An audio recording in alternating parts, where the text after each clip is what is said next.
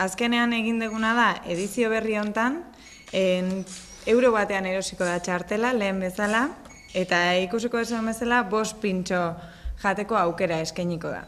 Pintxo hauek 2 euro ordaintzen da taberna bakoitzean, eta bakoitzak eskaintzen digu pintxo bat. Ikusiko duzuen bezala, alde batetik denak tabernak eskaintzen digu urdaiazpikoa eta txampiñoekin egindako pintxo bat, Ikatza tabernak foie pudin bat ate urdaiazpikoak inda, horbelak ontxo krujiente bat edo, 1990 pafak eskaintzen duelako errezil sagarra eta Idiazabal egindako arrautz falsu edo deitu diogun pintxo berezi hori, eta Triangulo tabernak eskaintzen du hojaldre bat porruekin egindakoa.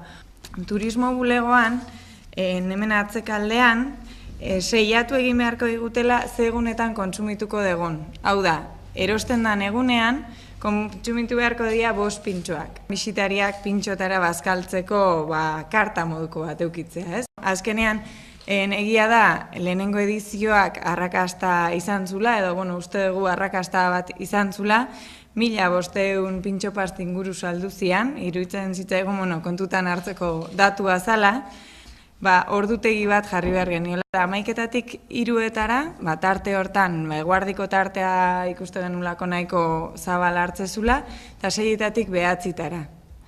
Nolako totem moduko bat bere pintxoa aurkezten duna, eta deskribapenarekin, kartelak ere jarriko ditugu, pixka nun planoa ikusten den, nun dauden taberna guztiak, zein diran pintxoak, eta pixkat laburpen orokor bat, eta paseak turismo bulegoan eta alojamentuetan banatuko dira.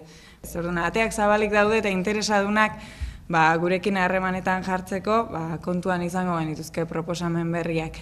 Egia da, bazkaltzeko formatu hontan 5 pintxo iruditzen zaigula neurri egokia dela, baina beti taberna gehiago egongo balira birruta edo dana dalakoa proposatuko litzake.